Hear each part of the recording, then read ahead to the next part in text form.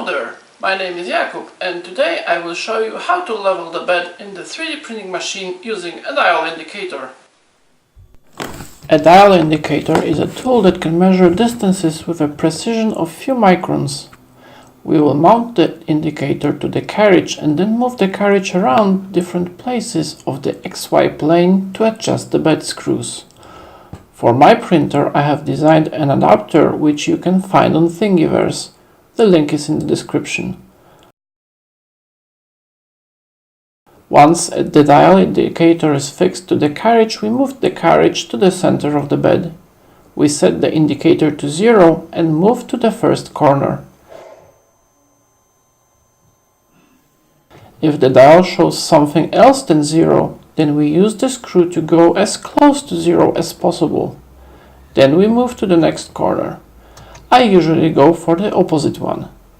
You have to repeat the procedure until the dial indicator shows the same value in all 4 corners of the bed. You will notice that sometimes, although the corners are properly adjusted, the dial moves a bit when traveling from one corner to another. This is simply because the bed is not perfectly flat.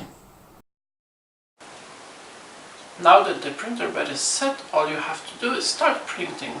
Thank you for watching.